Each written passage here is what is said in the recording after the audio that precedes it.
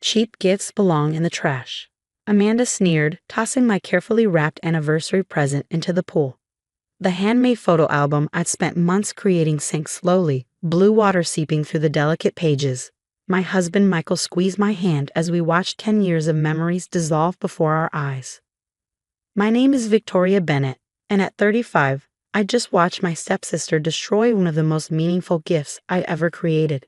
But while Amanda stood there smirking, she had no idea that in 48 hours, I would be sitting in the boardroom of Bennett Technologies, her precious company, as its new majority shareholder. You always were cheap, Victoria, Amanda continued, sipping her champagne. I mean, a homemade album. For your 10th anniversary? Michael deserves better. She gestured to her own lavish poolside party where executives from Bennett Technologies mingled, all here to celebrate her latest promotion to CEO. I maintained my composure, years of business negotiations serving me well. Thanks for letting me know how you feel, Amanda, I replied calmly. Michael's grip on my hand tightened. He knew what was coming, even if Amanda didn't. The story of how I ended up here is complicated. When my father married Amanda's mother 15 years ago, he merged more than just our families. Bennett Technologies, the company my father had built from nothing, became the battleground for Amanda's ambitions. She always resented that Dad had chosen to keep me involved in the company, even after bringing her family into the fold.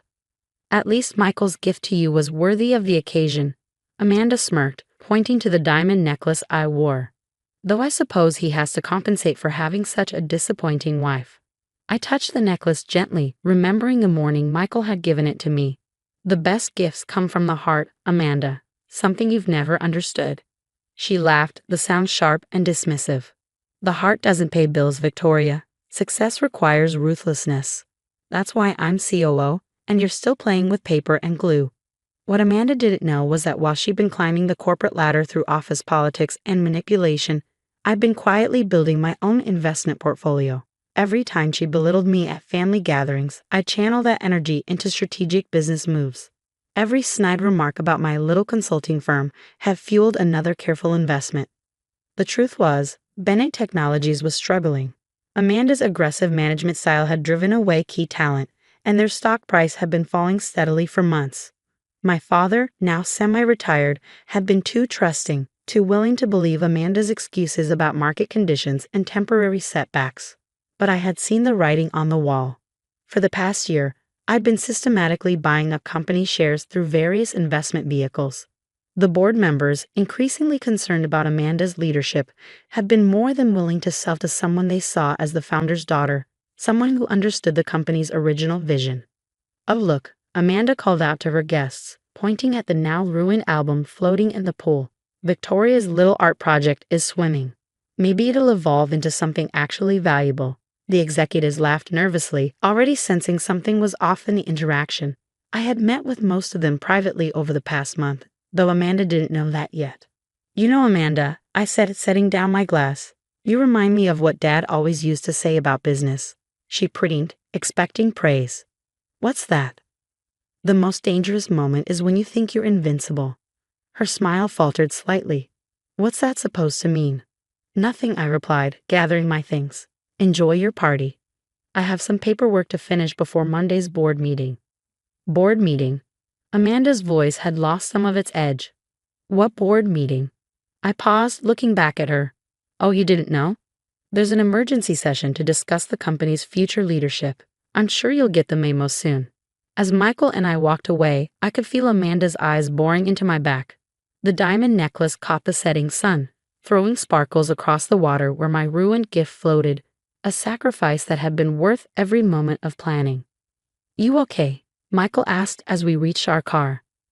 I smiled, thinking of the documents waiting in my office, the carefully orchestrated moves that would unfold over the next 48 hours. Perfect, I replied. Amanda just taught our anniversary gift an important lesson about staying afloat. The weight of the company's shares in my portfolio felt particularly satisfying at that moment. Sometimes the best revenge isn't immediate. It's watching someone slowly realize they've underestimated you their entire life. Monday's board meeting was going to be very interesting indeed. The weekend crawled by as I prepared for Monday's revelation. Amanda called 6 times, each voicemail more demanding than the last.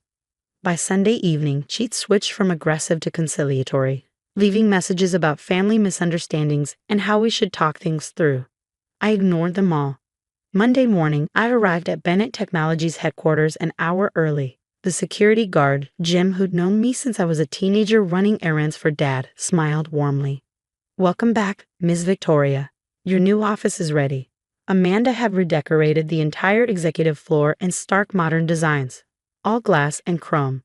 But she left Dad's old office untouched, using it as a storage room, probably thinking it was a power move to relegate the founder's space to storing office supplies.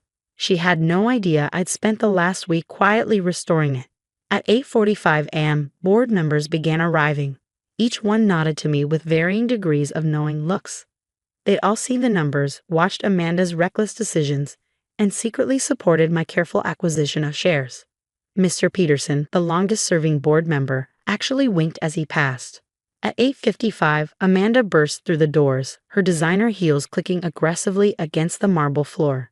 She stopped short when she saw me sitting in Dad's old chair at the head of the boardroom table. "What are you doing in that seat?" she demanded, her face flushing. "That's reserved for C-level executives." I smiled, sliding a folder across the polished table. "Exactly." Before she could respond, the board members filed in, taking their seats.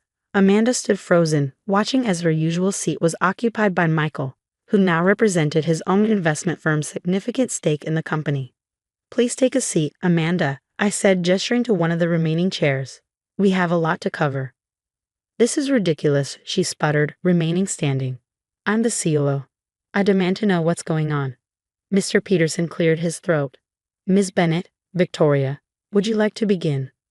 I opened my folder, distributing copies of the documents inside.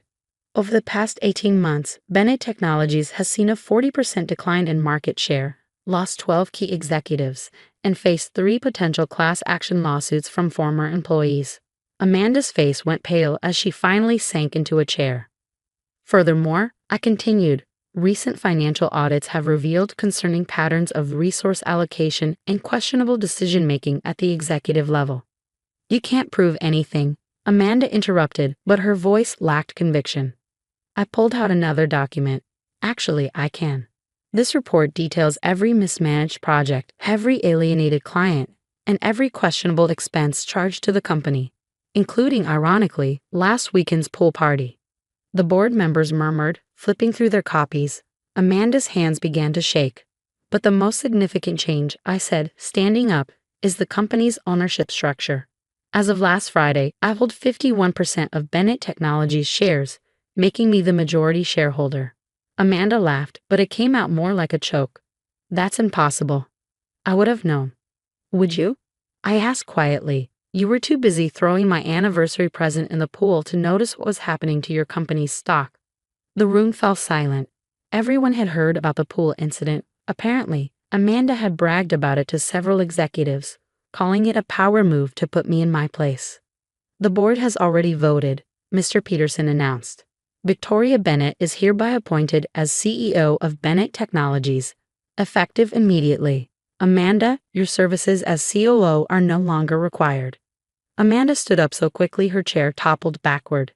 "You can't do this. I built this company. I made it what it is today." "Yes," I agreed, "you did make it what it is today. A struggling company in desperate need of new leadership. Dad built this company on innovation and respect for employees. You turned it into your personal kingdom." "Dad," she scoffed. "Your precious father who let me do whatever I wanted because he felt guilty about marrying my mother. He was weak." The boardroom door opened and everyone turned to see my father standing there, looking older and sadder than I'd ever seen him. "No, Amanda," he said quietly. "I wasn't weak. I was wrong.